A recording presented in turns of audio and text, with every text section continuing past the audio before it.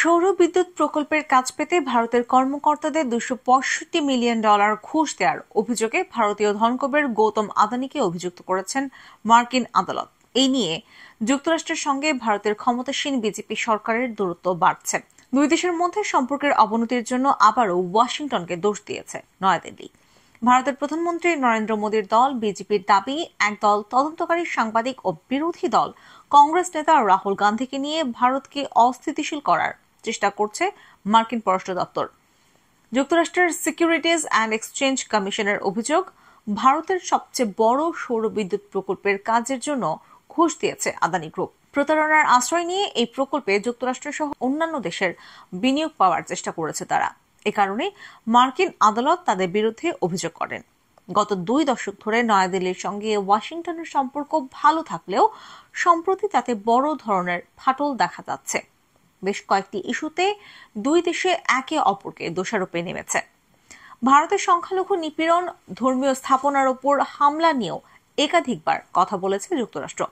এছাড়া সম্প্রতি যুক্তরাষ্ট্রের মাটিতে এক শিখ নেতাকে হত্যা চেষ্টার অভিযোগে একজন ভারতীয়কে গ্রেপ্তার করা হয়।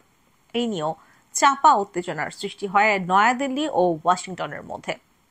এদিকে আদানি গ্রুপের বিরুদ্ধে ঘুষের অভিযোগ ওঠার পর সোচ্চার হন কংগ্রেস নেতা রাহুল গান্ধী। তিনি গ্রুপটির প্রধান গৌতম আদানিকে ভারতের প্রধানমন্ত্রী নরেন্দ্র মোদীর ঘনিষ্ঠজন দাবি করেন, পাশাপাশি আদানিকে গ্রেপ্তারেরও দাবি জানান। রাহুল গান্ধী বলেন, যদি আদানির দুর্নীতি অনুসন্ধান হয় তবে মোদীর দুর্নীতিও সামনে চলে আসবে। গত শুক্রবার এক ফেসবুক পোস্টে তিনি মোদীকে খোঁচা মেরে বলেন, মোদীজি সংসদে আসুন, আদানির বিরুদ্ধে তদন্ত নিয়ে ভয় পাবেন না। এসব অভিযোগের বাইরে কিছু অভিযোগ তুলেছেন ভারতের সরকার বিরোধীরা।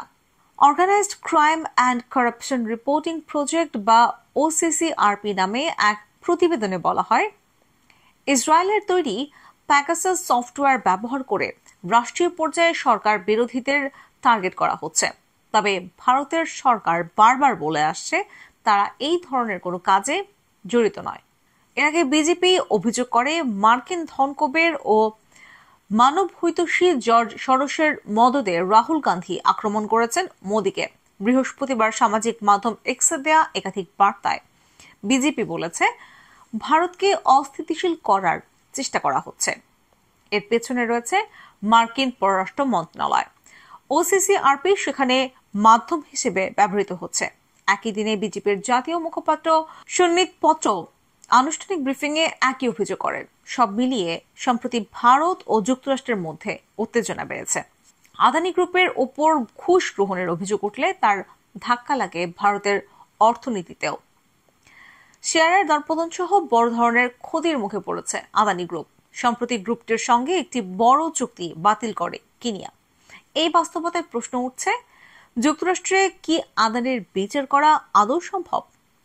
মার্কিন বিনিয়োগকারীদের বিভ্রান্ত করার অভিযোগ থাকায় যুক্তরাষ্ট্রের আদানির বিচার করা সম্ভব। তবে ভারতের জ্যেষ্ঠ আইনজীবী বিকাশ পাহুয়া আল জাজিরাকে বলেন, দুর্নীতি বিরোধী আইনে ভারতের কর্মকর্তাদের বিরুদ্ধে ওঠা দুর্নীতির অভিযোগের তদন্ত সিরিয়ার মতো ভারতীয় প্রতিষ্ঠানকেই করতে হবে।